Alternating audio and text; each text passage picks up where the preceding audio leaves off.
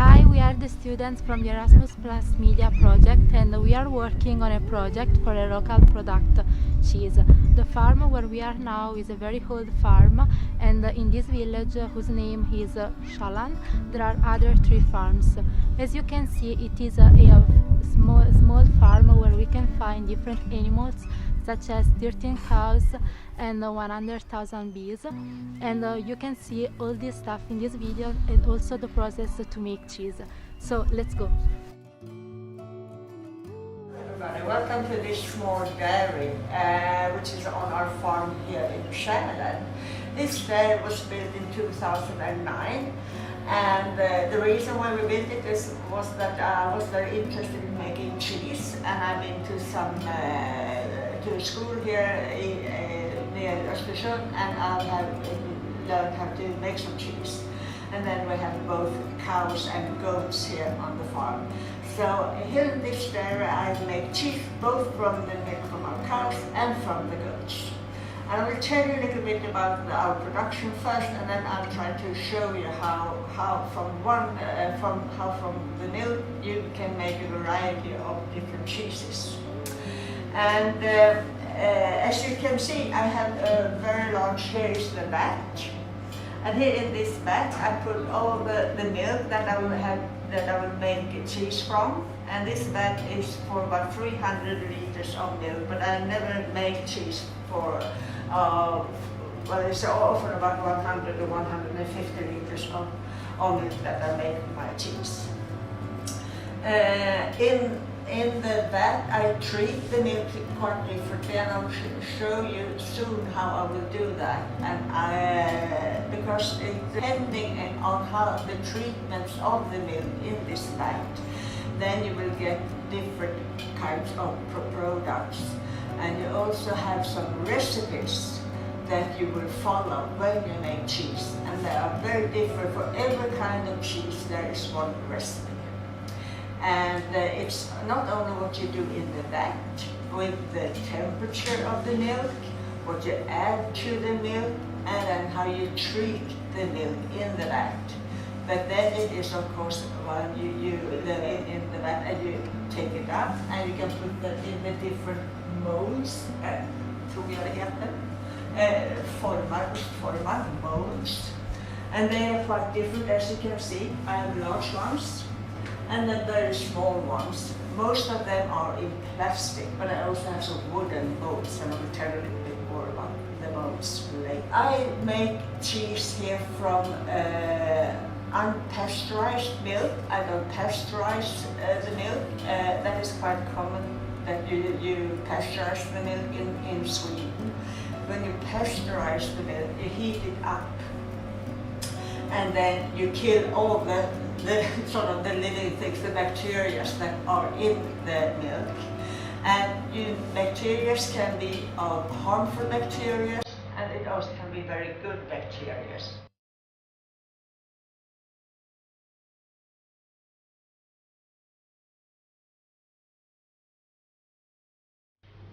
Okay.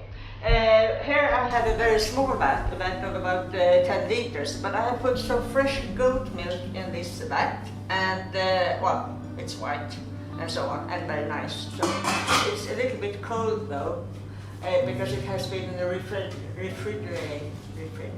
fridge. When you make cheese, you add some enzyme into the milk, and the enzyme is it is extracted from animals, from the stomach of the animals, and this enzyme makes the milk to become sort of in the steady phase. And that is, if you don't have this enzyme, you cannot make any cheese. It's impossible to make cheese, and so on. And here I have some. You buy it from special producers. And then you just keep it in your fridge, and then you add a small amount into your milk. And here I have some of this löpe enzyme. Okay. And then I put it here,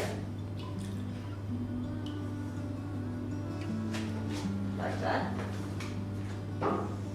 And then I just take this one is quite good because you have to just stir around a little bit here and so on. So this enzyme is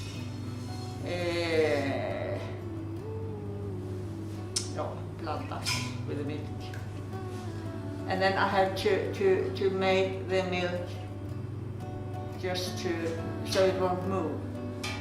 I do a little bit like this, and so on.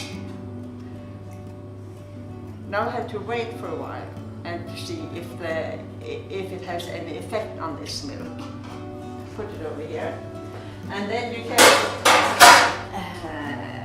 Usually, when I make my cheese, I'm gonna make some goat cheese tomorrow, and then I have the goat milk in a big milk tank on the other side of this wall, and then I have to put it into the vat, and then I'll heat the milk up to about 30 degrees, and then when it is about 30 degrees, I put this enzyme into this vat. And then it has to be sort of, it has to affect the milk for about, sometimes for some cheese it's for 10 minutes, for other cheeses it can be for over 1 hour. So then I just have to wait, or I have some other stuff to do down here in the dairy.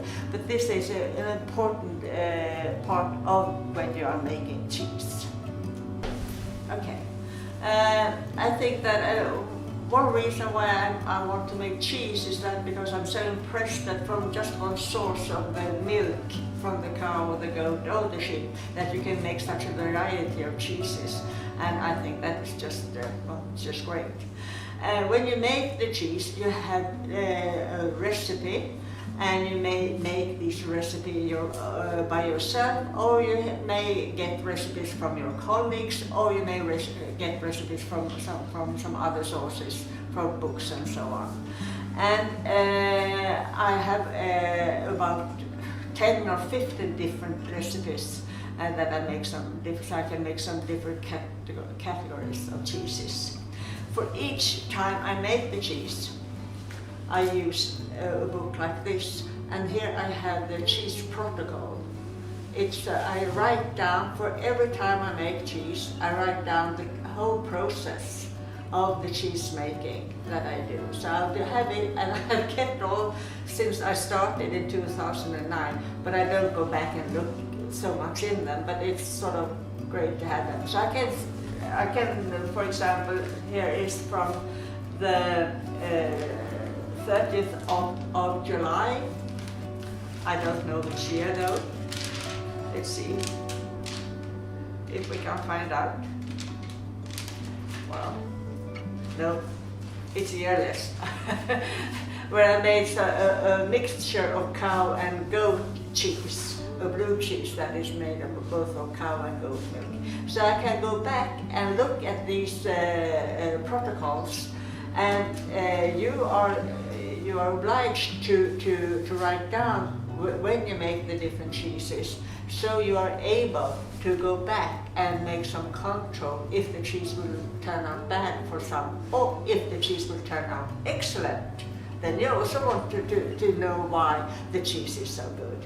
And that I do quite often, because I remember that time the cheese was it was very nice then. And then I can go back and look at how did was it something, did I do it in something else, did I add something, or how was it about the temperature and so on. The temperature is quite important when you make the cheese. And also you may also add something like you add when you make ground or blue cheese, for example, as well. And also after you have done the cheese, you also add some salt. As I told you before, we have different molds in here, and they also use different molds when you make different kinds of cheeses. Most of them are in plastic material, and that is it's often like that nowadays. Here is a big mold, and in this mold I make some hard cheese of cow milk, this one. And here in this mold I make lactique, or it is a goat cheese, and it's also called chèvre. And you may know about that, it's quite common. But I also have these old wooden molds that are the traditional ones here in this part of the country. And we make here something that is called cellar matured goat cheese. And that is the traditional cheese up here. It's from goat. And you make them, the cheese then, after you take it up from the vat, you take the cheese and you put them in this mold. And then you get rectangular cheeses. And you can see, I'll have some upstairs up at the farm, so we can have a look at them later on. And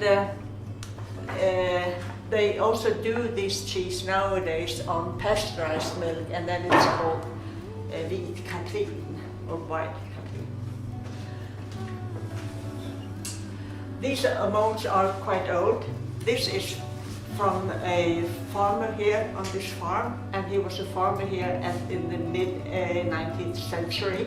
So it's not 200 years ago, but it's almost 170 years ago. And it was a mold from when he was a farmer here. Great, okay. Now is the next phase of the cheese making procedure. We have heated the cheese and we have put down the enzyme, and now it has been working for well, not enough of time, but still the milk has coagulated, and now I'm going to cut this cheese. Cut it, and I'll just try to cut it a little bit here with a knife to see that it's steady.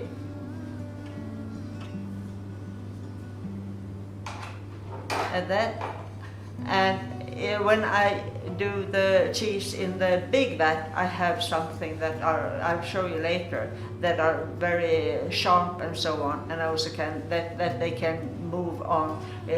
But here in this smaller one, I have to do it by hand, and then I just do like this, quite slowly.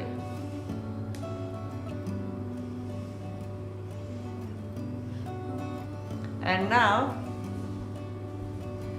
the ostmassa, I call it, now it is separated in two different parts. It is separate into the ostmassa, and then it is what we in Swedish call vassle, or it is in English whey, the whey. There are two products when you make cheese. It will be cheese, and then it's the whey. And the whey is the liquid with a lot of proteins and carbohydrates in it. And then, depending on the recipe you have, and because of what cheese you want to make, you stir it like this.